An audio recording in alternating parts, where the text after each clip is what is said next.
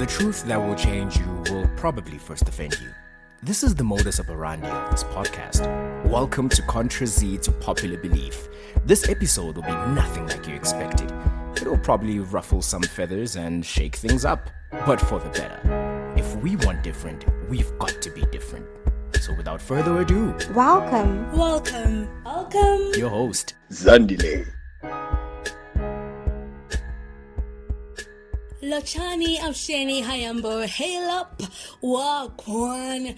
It is your girl Zandile, Zandilandi, Zandipo, Zantisa, Piki Mabelani, you choose which you call me. Here we intentionally choose God, choose right, choose life, and choose you.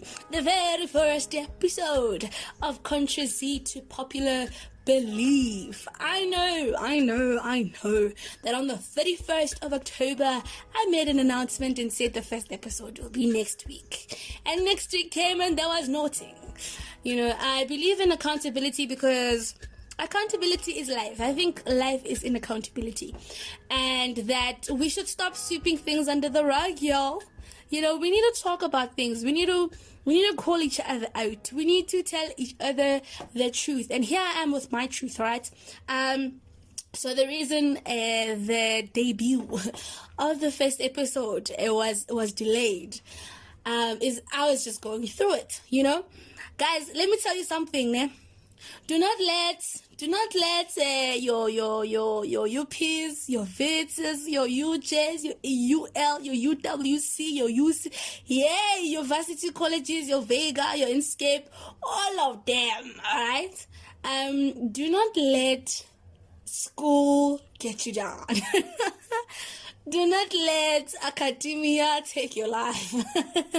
Because it's just, You'll rise, okay? You'll rise, and there is life after, okay? Thereafter.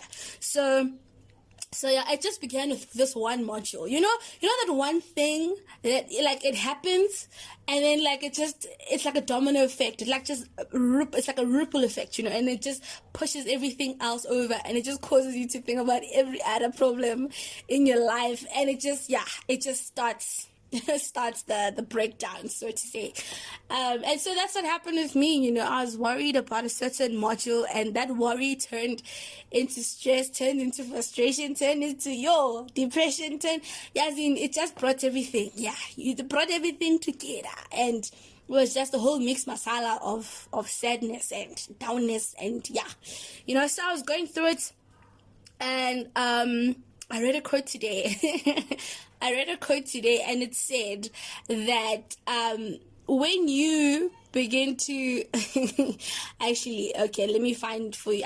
You see, if there's one thing about me, I don't want to butcher. I don't want to butcher what people said. Just know it's like, but that's not what I said. So I like to write things down. If you ask someone that knows me, or people that know me, be it my friends, be it mentors, whoever, if you say something profound, I like to write it down, and I like to quote you. If you go to my Instagram, it's full of quotes, because I'm just that care, First of all, I ain't trying to butcher what you said. I'm not trying to also forget what you said, And also, when I remember what you said, I want to remember it in its full essence, power, glory, everything, And so I make sure to write it down. I'm just always writing down and noting stuff, and that's me. And so I wrote this down, and it says, when you start stressing, you are declaring that you do not want to hear God. That is hectic, and that is by Esim. And so it is very true, though, because worry is the opposite. No. Worry is the opposite of worship, and worry is the meditation of wrong things. It's the opposite of good meditation, so to say. So guys, I was in a very dark place, and I know as someone that's happy and jolly like me, no one would expect this to be like, oh my gosh, dude, like are you serious? But I'm just being real. Even happy people have their down moments. Strong people have their weak moments. Everybody's human. Everybody's human, and this is why I'm talking about what I'm talking about today. So, but nonetheless, we thank Jesus. We thank the good Lord for my covering, for my supporter, for my mentor, my life coach. That call, the call that changes everything, darling. so yes, guys. I think we really need to learn. We need to learn to lean on somebody, to lean on other people, because that is when breakthrough comes. I kid you not. And so I talked to my mentor, and you know what? That was a life-changing call, and I was back at it again. And of course, exams came up, and we had to give that priority. And thank God, God, man. God is the one. God is the poser. God is the greatest. By God's grace, I passed everything. I think it was the first year where I passed everything. Didn't write us up, like everything. Yeah, it's God did the most. And so then we went on to lose our voice. I really. In my transparency, ladies and gentlemen, in my transparency, I'm a person who likes to talk about process, and I like to show off process, because too many times, or all the time, it's always a thing about the highlight reel.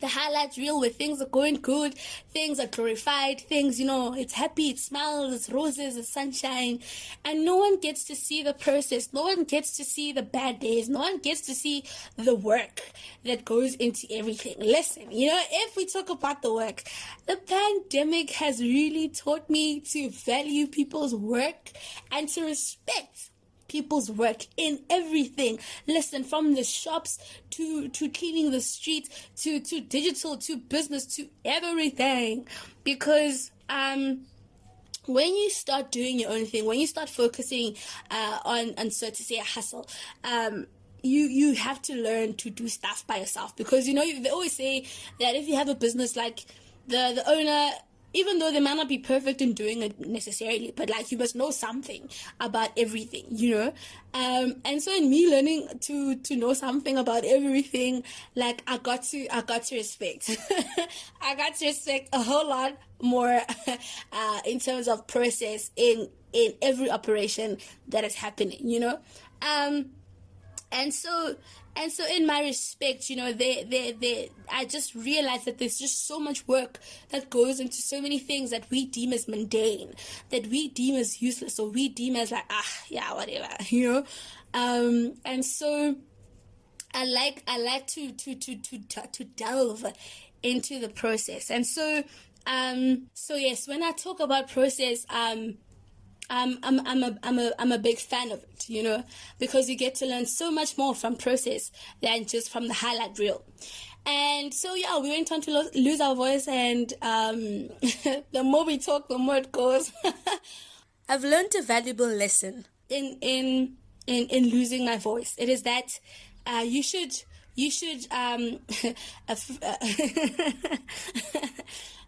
so there's a quote yet again, right? It says, when you find your voice, don't give it away. And so when you have your voice, it's like you don't ever think of, one day maybe it might be gone, or I might not be able to shout as loud as I want to, I might not be able to sing, I might not be able to speak, and so forth, until the day goes, and it's like, hectic. And so what I've learned is that we need to use our voices when we've got our voices, when everything is proper, when everything is there, vocal cords are functioning properly.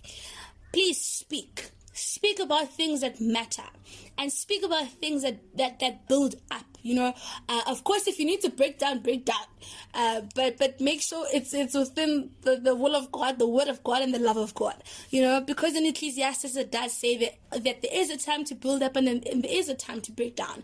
And I think in terms of breaking down, there are systems that society, what we call society, who we call society, popular culture and so forth and so forth, the world, the cosmos, the system of the world that has been built up, and it's absolute nonsense, because it's just like, but this doesn't actually make sense, and those things need to be broken down so that we can build up some proper structures that allow us to flourish, structures that allow us to live our purpose, structures that allow us to be fully us, and so you need to use your voice for things that matter.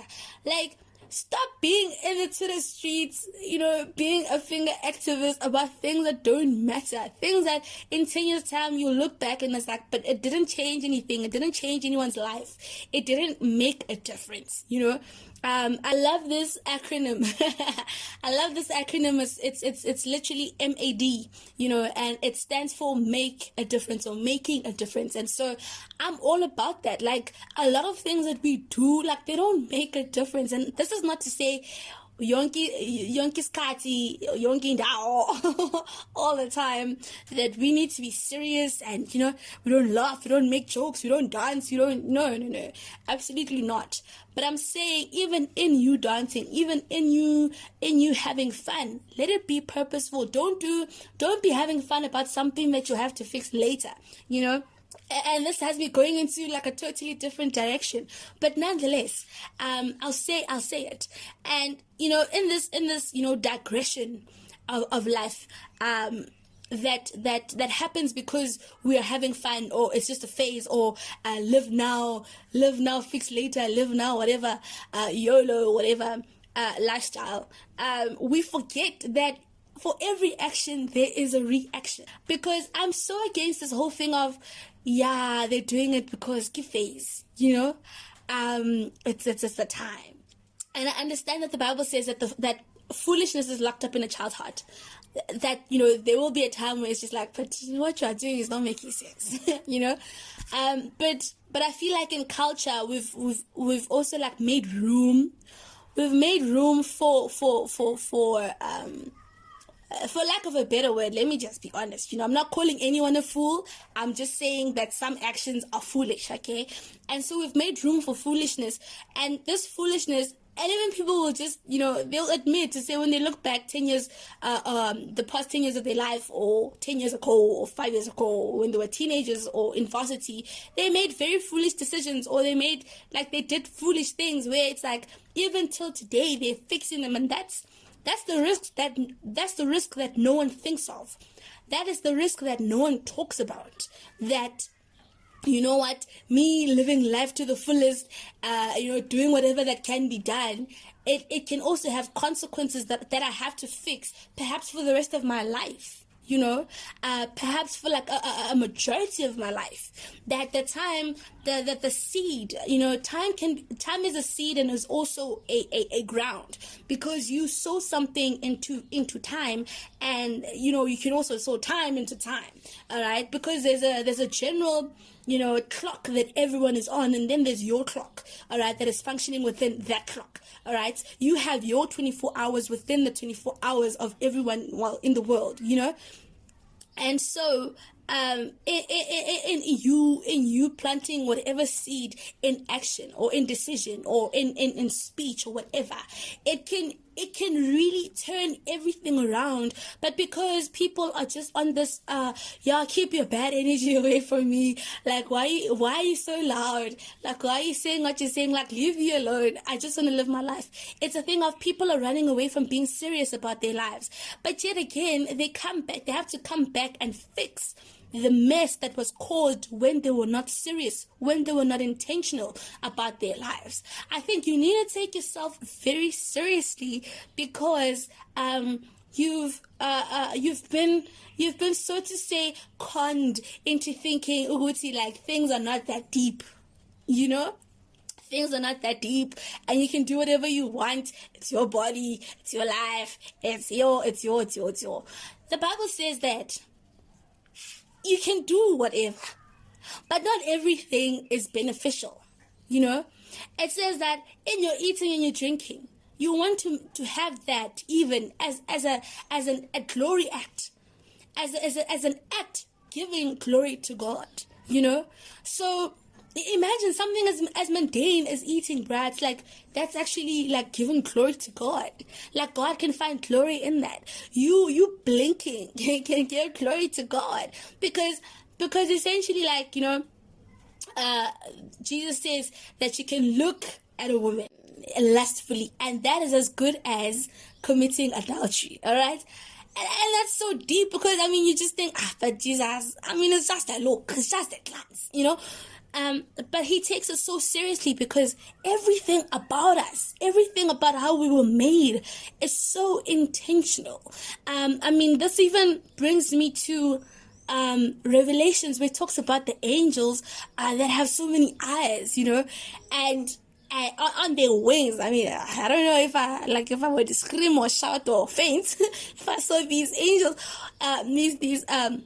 these beings, but like, imagine like eyes all over, just to not embrace, man, just to behold, there we go, just to behold the holiness of God, just to behold the goodness of God. Like, what?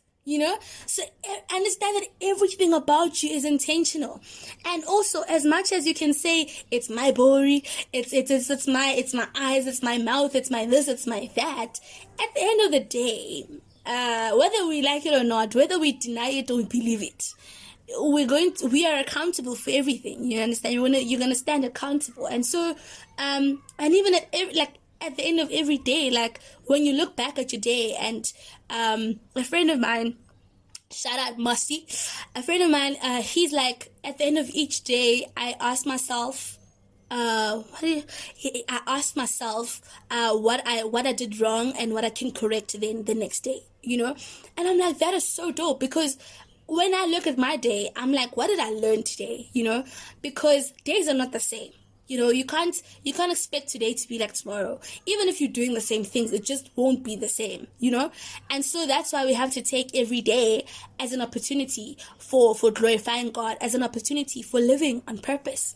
And so, when you look back at your day, your day of fun you had, your day of partying, your day of businessing, your day of shooting, I don't know, like whatever field you're in, whatever industry you're in, whatever varsity, whatever, just wherever you are in your life, when you look back at every day that you live, and also, I'm trying not to go ahead of myself, but we will delve into these things. I want us to talk. I want us to be challenged, because this thing of not taking it too seriously, it being too deep, it's a scapegoat, because it's always taken that no, this is going to be a source of anxiety, and I feel like anxiety nowadays can be used as an excuse not to be accountable, but we'll talk about that another day. Today is today, and so in us not taking things seriously, it's a thing of like we then bury the lessons of that day, we bury the changes that could have been made, that will catapult us to the next level. Every second matters, every minute matters, every hour matters. This one day, I think it was last year, 2 years ago, I remember thinking, how we're always living and we're like, yeah, tomorrow's coming, or in 5 years time it's coming, or at the end of my degree it's coming, or when I get married, or when I have kids, yeah, it's coming. And it's a thing of we're always looking forward to that moment, and we forget all about the process in between, and we forget that is life. Like, it hit me so hard. It's like, this is life. This is what I'm going to call my life. Like, when I look back, I have lived life. Like, there's no practice.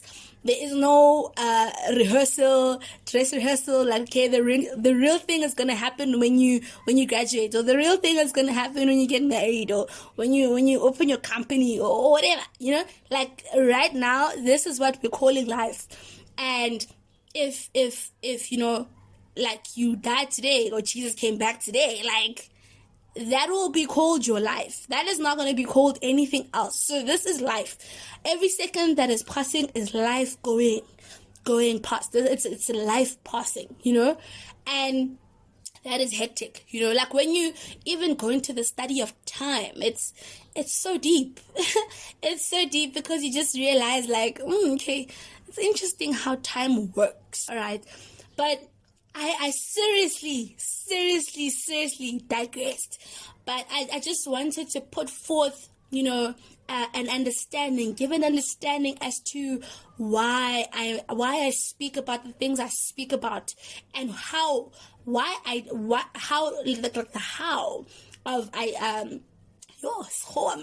English, the how, as in, why do I speak about it the way I do, because it's about time. It's about time. I know, like, there's this movement of being woke and movement of manifesting and meditations, and so, like, I'm gonna touch on that because it's real talk, it's real life, and you never expect it, but the devil can come. The Bible even says that the devil can come dressed as an angel of light, but he ain't that, And so we need to be strategic in also knowing, and in us being real, we also need to be strategic, and for that, we're going to need help. In this day and age, there's this attitude. I'll say an attitude. Yeah, there's this attitude going around about being self-made, and I can gracefully submit to you today that I am not self-made. I am not self-made, because there is this thing where people are like, it's like a shame. It's like, oh, yeah, I made it because of this person, or, like there's a shame. Whereas it's like, but why are you being weird? To be honest, why are you ascribing shame to something that is normal? Like, I know we've been talking about new normal and so forth. Come back to that also another day. But can you honor that there's a system, there's a structure, there is an institution that God put in place called relationship, right? Otherwise, we could have all been born in our little cubicles in the world and been given, okay, this is your cubicle, all right, and it's, let's say, I don't know, let's say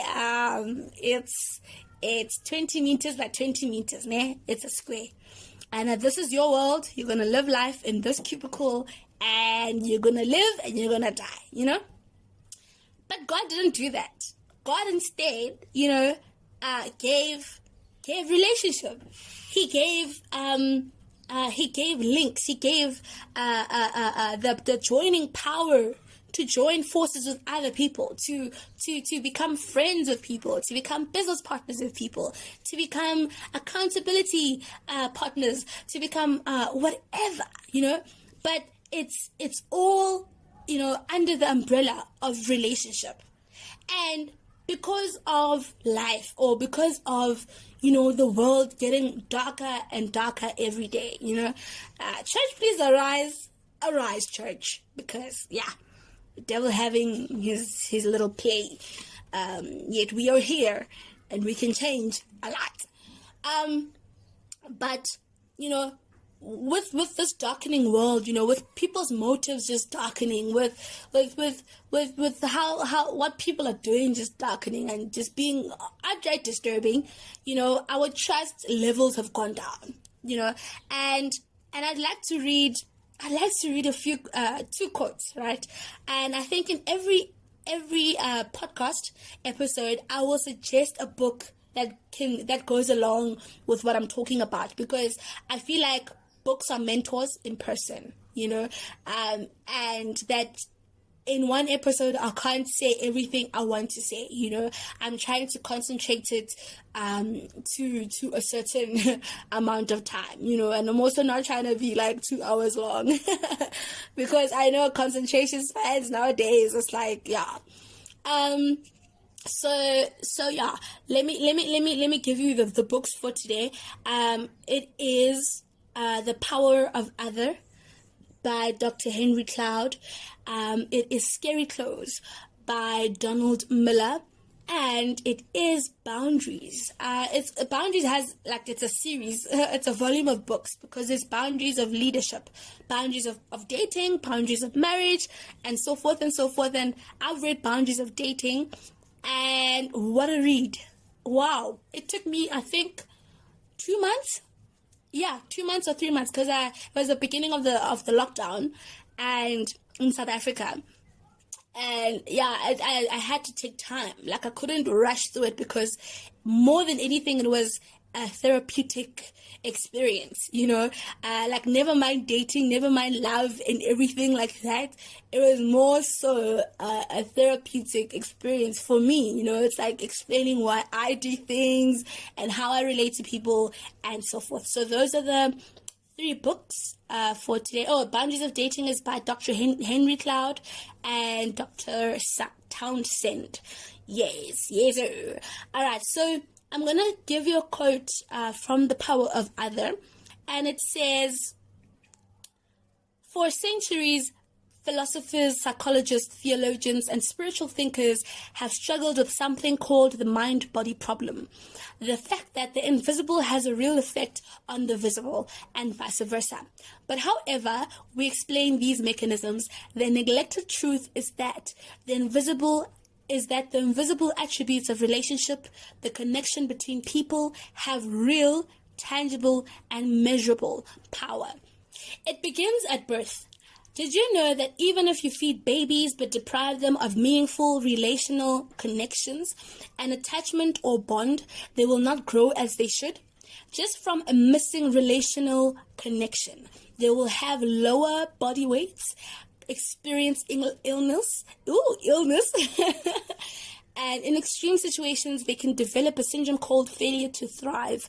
It is a term that means exactly that. They are hitting a false limit.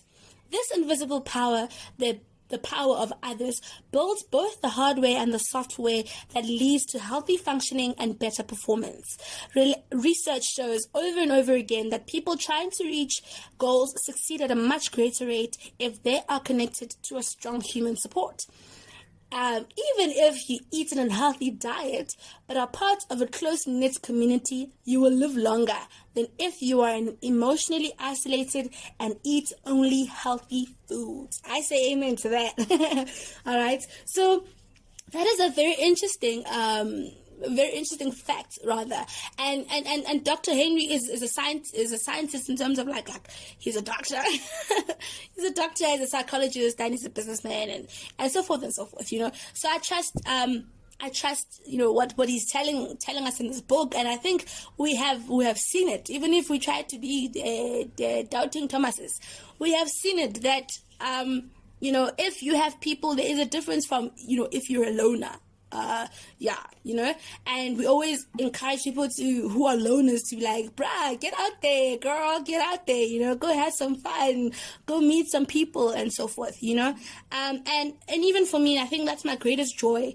I'm not really a party person, but doesn't mean don't invite me to the party, because I love to see also people dancing. I'm a fan, a huge fan of dancing, a huge lover of dancing. So if like I had to attend something like, party vibes, whatever, I'd literally just go there to watch people dance, but yeah, I think, I'm just more a person of like a game night, we're doing activities and stuff like that, I'm always a person like, if there's like a meeting of sorts at church or so forth, I'm the one to like organize the icebreakers and the games and the activities that are going to be done. I really enjoy that, So because I just love psychology. I love psychology. I love how humans, like knowing why humans do what they do, and so forth. So yeah, that is what he has mentioned here is so deep, the mind-body problem, and I think you see it in this, when you are, let's say you're an athlete, right? and you're hitting, let's put yeah, guys, back in my athletic days, I decided that I'm going to be brave and I'm going to do middle distance. And so running those 3.5 laps around that big field, yeah, it showed me my life. So let's say you're an athlete and you're running middle distance. Middle distance is not about speed more than it is about pacing yourself, right? You need tact in terms of like pacing yourself, that you don't finish your energy and then when you need it, like it's gone, And so a lot of people start off slow, and then like towards the end, that's when they actually start to make it into a sprint so that they can pass the peoples. But the strategy comes in that you shouldn't be too slow. Like you should try to stay within the group. All right. But in athletics, and I think with sports, with this whole pandemic, we've seen the power of the crowd. We've seen the power of the supporters. That they have an extra effect on the game and on the players, and and so forth. And so, as an athlete, it's like when you're giving up and somebody like comes up and they roar, "Bro, you can do it! Go, run!" Yeah, and the crowd roars. You just find that extra energy, that extra push, and you go, and you pass the finish line. And it is like that with life, where you thought, bruh, I'm down and out, like, nobody can change my mind, like, there's no continuing from here. And someone talks to you, or people talk to you, or you meet up with your friends, and you meet up with your families. I know, for students, it's a huge thing that sometimes all they need is just to go home, just to go home and be with family, and they come back re-energized and they are ready to conquer this varsity monster. I'm joking, it's not a monster. It's an enabler, a destiny enabler. So yeah, and so it's like an invisible power that people have, and only people have that, there's nothing like people, and so that is why I'm against this whole self-made propaganda, because nobody is self-made. If you were self-made, you wouldn't have needed a woman to birth you, to carry you, and a man, for the seed and so forth, So from the inception of life, we understand that we need people. We're not self-made, There'll always be someone that you need to get to where you need, and it doesn't help if you finna act like an island and a loner, and you're like, I don't need anyone, I can do this all by myself. I know in this present climate, it's a thing of, there is more independence, in terms of even how companies are functioning. There's more outsourcing, there's more independent contractors. The area of employment and employment has changed a lot. I think it's more and more people are realizing, like, there's another way to do it. Like, we don't have to stick to the traditional business model and business culture and, how businesses operate. And so in that realization, it's come to be that, we have all we have is ourselves, and therefore we kind of have to do everything ourselves, because we're finna push our agenda, we're finna push our ambition, and we're finna push our vision, and kudos to that, because I understand like where that comes from, in terms of like, you don't need to depend on the next person. Like, you don't have to always like wait on someone. You don't always have to wait on something. Like, start, even if you have nothing, just start, and that beginning, that starting, a lot of times we are forced to just do it all by ourselves. I mean, with me starting YouTube, I'm an excellentist, all right? Not a perfectionist, an excellentist. And so I believe in excellence. Listen, on Instagram, if you're posting blurry pictures, trust and believe I'm not going to like. I was like, why are you posting blurry pictures? I can't see what you're going to make me see. So I'm not going to like it. But I believe in excellence. Like, if we're going to do something, let's do it proper, I don't like to not be present when I'm doing something. Even in my chats, like, I literally leave you on and blue tick until I'm present enough, because I feel like out of respect for you and out of respect for the relationship that we have, I have to be present, and I can't give you a slapdash answer. Yeah, answer to just answer, because besides me not being happy about just doing it, I feel like you also feel, nah, this person isn't really into me, or isn't really into this right now, isn't really into our conversation, so let's try another day, so I'm just genuine like that, and so I want to be present, and I want to be excellent in what I do. I want to give you my best, and so in me being excellent and doing all that I've been doing, for YouTube, like I've come to learn a lot. Like, after matric, I wanted to be a sound engineer. I wanted to be a photographer. I wanted to be a chef, a patisserie chef. I wanted to do so many things, because with me starting YouTube, I'm an excellentist, all right? Not a perfectionist, an excellentist. And so I believe in excellence. Listen, on Instagram, if you're posting blurry pictures, trust and believe I'm not going to like. I was like, why are you posting blurry pictures? I can't see what you're going to make me see. So I'm not going to like it. But I believe in excellence. Like, if we're going to do something, let's do it proper, I don't like to not be present when I'm doing something. Even in my chats, like, I literally leave you on blue tick until I'm present enough, because I feel like out of respect for you and out of respect for the relationship that we have, I have to be present, and I can't give you a slapdash answer. Yeah, answer to just answer, because besides me not being happy about just doing it, I feel like you also feel, nah, this person isn't really into me, or isn't really into this right now, isn't really into our conversation, so let's try another day, so I'm just genuine like that, and so I want to be present, and I want to be excellent in what I do. I want to give you my best, and so in me being excellent and doing all that I've been doing, for YouTube, like I've come to learn a lot. Like, after matric, I wanted to be a sound engineer. I wanted to be a photographer. I wanted to be a chef, a patisserie chef. I wanted to do so many things, because I was like, okay, I kind of have a knack for these things, and I like them, But until you actually do the real thing, you'll see where your passion carries you. And yeah, even, this thing of passion, like, you really need it, because it'll carry you through the day you don't feel like it. And so, in me doing YouTube and doing everything by myself, I've had to learn to do stuff.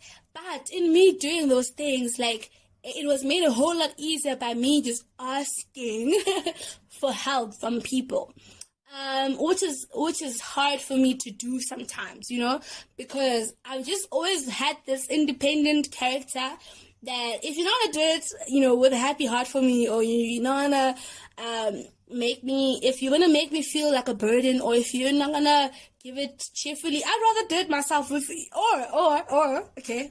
Ladies, if you're not gonna do it properly, I'll do it myself. So over the years, I've had to learn to ask for help. So yes, I was just saying that I understand that when you're starting up with whatever you're doing, with whatever project, whatever dream you have, like often you kind of have yourself to depend on. And so forth. And so I know that part.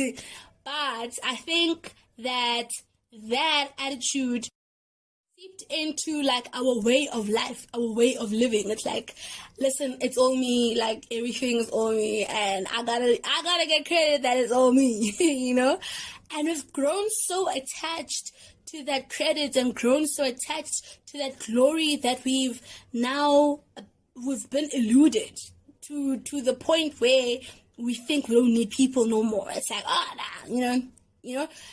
and I mean this to the extreme of it, because like I said, with this pandemic, we've I think all of us, we've come to realize that certain things have just been unnecessary.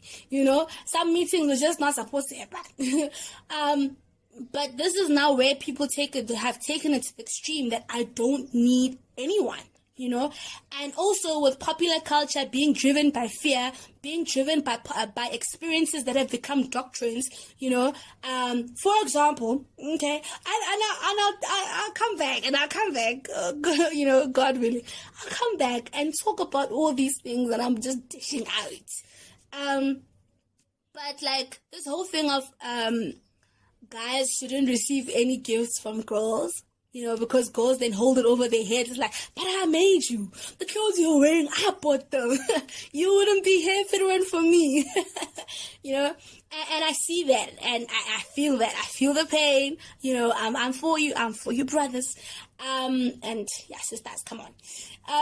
I see that, but that experience doesn't have to become like a solid doctrine that we now all follow, because I have a friend, and like legit seriously, he doesn't want you to do anything for him, in terms of like, don't give him a gift, don't give him money, like nothing like that, And one day I talked to him, I'm like, why is it that you operate this way, And he said it's because people then you hang it over your head, and now you owe them, and it's always that thing of like, yeah, I did this for you, now you must know, scratch my back, I scratch yours.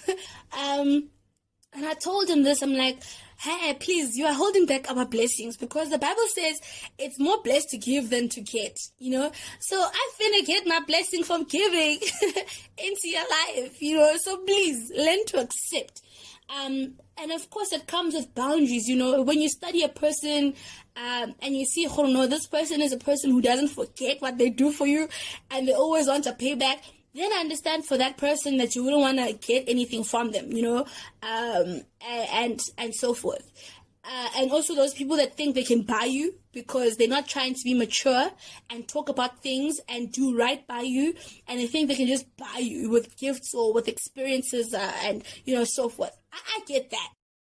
Those people that do that hang it over your head, that remind you constantly that they have done 1, 2, 3 for you, like, never mind them, okay? Never mind them, because sooner or later that pride that they've got is going to catch up with them. Listen, the Bible says that God, he resists the proud, Imagine being resisted by the Almighty God.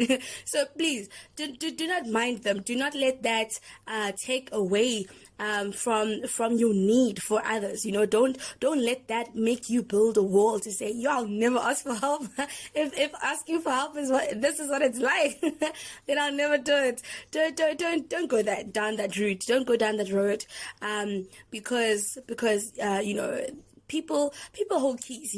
Our answers come most of the time. Our answers come in the form of people, in the form of association, in the form of connection and networking. So do not let those naysayers, and also if you are part of that group, if you are those people that say, I did 1, 2, 3 for you, and you just keep reminding people, like, listen, people do not have amnesia. I know, like, some people do act like it. They really act like it, especially like, let's say, I know this bothers everyone, like, if you've given them money or borrowed them money, and it's like every time now they see you, like, nothing is said. Like, okay, bro, like, sis, okay, I'm getting the money, or you'll get it soon, or whatever. Like, it's just quiet. So yeah, don't be that person. You are able to help someone because God enabled you to help them. You're blessed to be you're blessed to be a blesser, and you're blessed. I know. Wait, I didn't mean it like that. I know, like, in our day, you can't just, you can't say blesser. Okay, let's say blessing. You know what I mean? You're blessed to be a blesser. You were given so that you can also give. It's in every testimony of a millionaire, billionaire, wealthy person that once they chose to be a giver and not to hoard what they have, more just came. It's a principle in terms of the law of sowing and reaping, that you will, as you give, you will get, and it's more blessed to give than to receive. And what a joy it is also to give. Don't hold it. Don't take it to heart and hold it in your heart that, what, I did this and for this person, and like they treated me like trash afterwards, or whatever the situation may be, or sometimes when you feel like you feel the need to remind somebody, like, listen, I've been your help all along, And I know, like, sometimes, people do need a reminder, because it's like, but bruh, do you know what I've been through for you? I've been here for you. Stop with your nonsense behavior. But real talk, do things unto God instead of unto man. As much as man benefits, as in mankind benefits from you doing it unto God, expect your blessing to come from God. Expect your reward to come from God, because He's not a God that doesn't reward. That's for sure. So continue giving your all. If you're a giver, and if you have always been a taker, please change your ways. Please change your ways and start giving. It's never too late to change things around, and never too late to change your behavior and your attitude and your perspective and your entitlement heart, towards people. Nobody owes you anything. And so start acting like it, start acting like it, and just learn to balance things out. Don't always, and it doesn't have to be money, guys. Let's be clear on that. It doesn't always have to be money. It can be an effort. Like, seeds come in different forms, So plant seeds as you have them. You always have something to give. That is for sure. When you stop thinking about giving in terms of money, you will realize you always have something to give. And so give. All right, give. As you freely received, also freely give. All right. So, but can we also go to the third point? Like, it's also life is also about receiving. I know that there are people out there who are just take us. But to those people that are the ones giving, can you also learn to receive? Be it you're receiving gifts, be it you're receiving different experiences, be it that you're receiving someone serving you in whatever way, be it that you are receiving help. All right, help. Because I was telling a friend of mine, shout out to Nico. I was telling him that I tried not to ask for help too much. I know a lot of people who are in this area, videography, photography, media, digital, and I'm like, I try not to ask for help, not because I'm being prideful and not because I'm being too independent, but simply because I just didn't want them to think I'm using them, This is not to say anything bad about them. Absolutely not. Because I know, like, the most awesome people. And because they're so awesome, I know what they've been through. I know that some people just have not taken care of the gift that they are and have used them as a welcome mat, And so I'm just not trying to add to that history. I'm not trying to add to that list, And I'm just like, listen, I'll ask when I really need your help, because I've been there. I've been there. I have been used, and I just know how it is, and I ain't trying to make you go through it, So I'm super sensitive when it comes, to my people, because I'm just like, listen, like, I ain't trying to, cause some what you might call PTSD. I ain't trying to rifle it up or whatever. I'm not trying to bring back memories and so forth. So yeah. But of course, I have to also learn, because, like I've said, I'm not a person who's per se dependent. I had to learn to do stuff by myself growing up. And so I've learned to be independent. And so I also have to learn, like, it's an everyday step, and probably like my friends are just like, bro, sis, come on, like, why are you keeping quiet? Like, we're here for you, because they know the type of person I am, towards them. So which I also have to learn to say something. Say something, I'm not giving up on you, so that's what it is, so shout out to my people, shout out. So yes, we were just talking about this thing of how relationships have just become like an exchange. It's a monetary exchange. Like, there's no more real relationships, and the only exchange has been made to be money. Like, if you're giving me something, like, it's always had to be money, and I'm like, and that's not how it is, because if we talk about you being paid for value, then the exchange doesn't always have to be money. It can always be something else. To say, I can give you value in this area, and you can give me value in this area, and not because not because I'm nyatting you and looking down on you or not seeing what you're bringing to the table, but just to say, like, what if I don't have money? Then am I not supposed to ask you?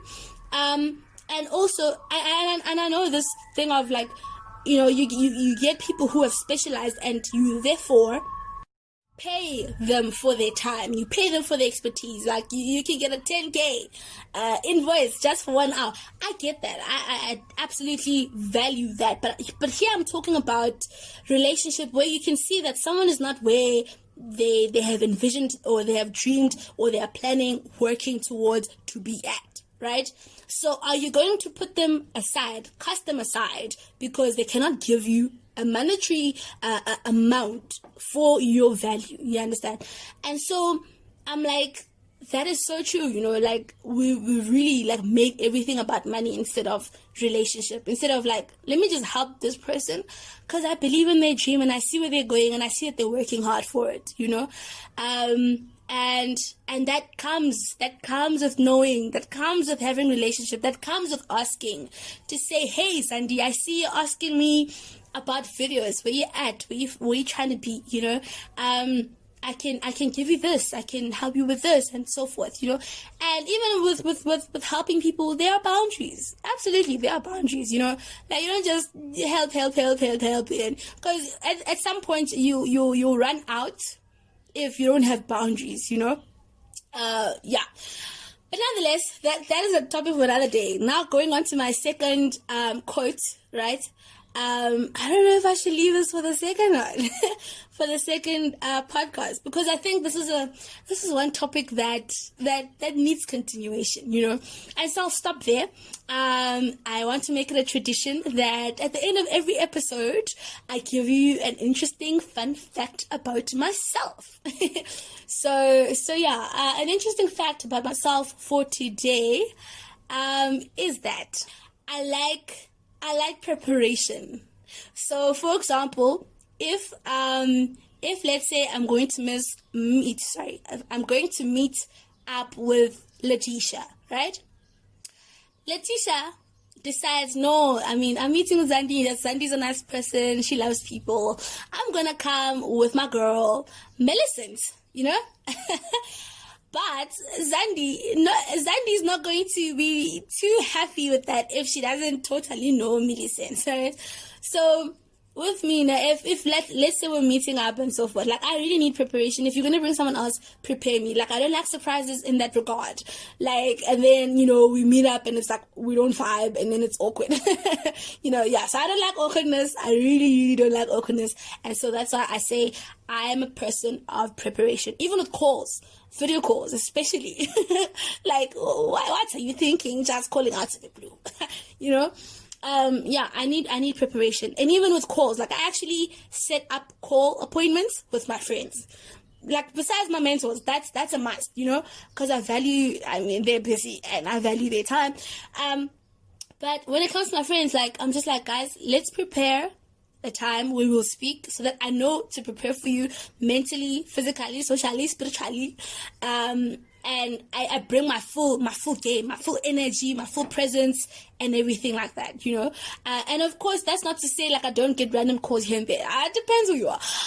But that's me. I like preparation. So yes, that's part 1 of Not Self-Made. I will continue this on the 2nd episode because we are devils.